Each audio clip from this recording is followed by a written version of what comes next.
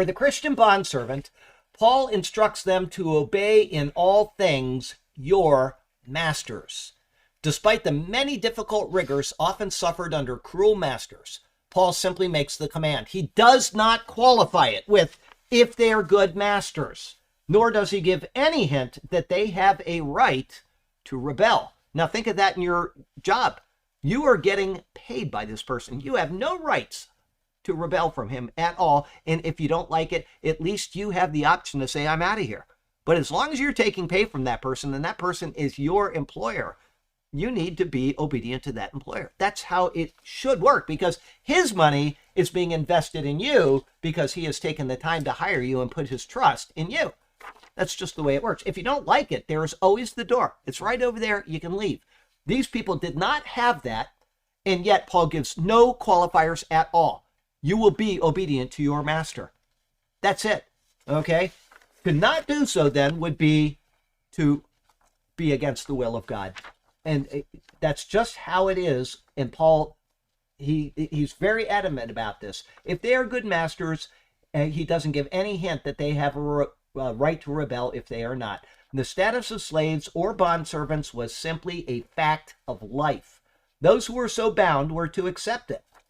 However, he does give a note concerning slaves elsewhere that is worth citing.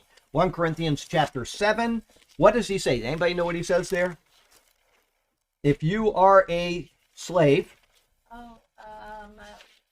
If you can be free. That's exactly it. This girl knows her Bible as well as anybody I've ever known. 1 Corinthians 7, verse 20. It says there, no, that's virgins. Okay, let each one remain in the same calling in which he was called. Were you called while a slave?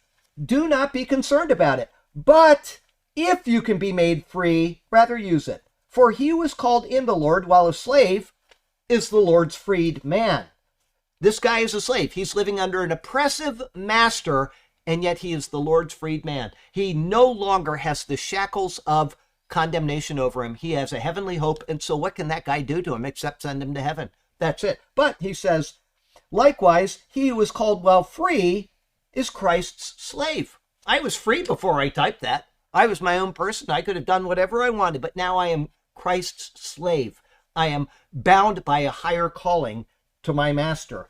Okay? You were bought at a price. Do not become slaves of men. So he's saying if you can get your freedom as a slave, do it. If you are not a slave, don't become a slave of men because you already have a higher master. Everything Paul says makes sense when you look at it in relation to the world around you. Okay? It's what the Lord would expect of us. Brethren, let each one remain with God in that state in which he was called. But he does qualify it as Rhoda noted. Okay? If you can get your freedom, go for it, buddy. Okay. However, as long as a person was bound, they were to be obedient to their masters. And yet, Paul adds on a descriptor for them to consider. It is a master according to the flesh. How was yours worded? Okay, let's see. It was different. It wasn't according to reverence for the Lord? No, what are you saying? Okay, slaves, obey your earthly masters in everything and do it, not only when their eyes are on you to win that their would be favor. That's right. Not when your eyes are on you. He's saying according to the flesh here. In other words, there are human limitations which are being spoken of here.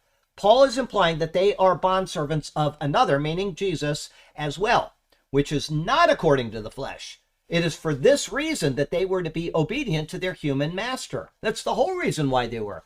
I am a slave of Christ. I am your slave, and so I'm going to be the best slave that I can be, even if you're the worst master in the world, because I have a calling to him, and that takes priority over you, and therefore I'm going to give you my very best, regardless of what you do to me.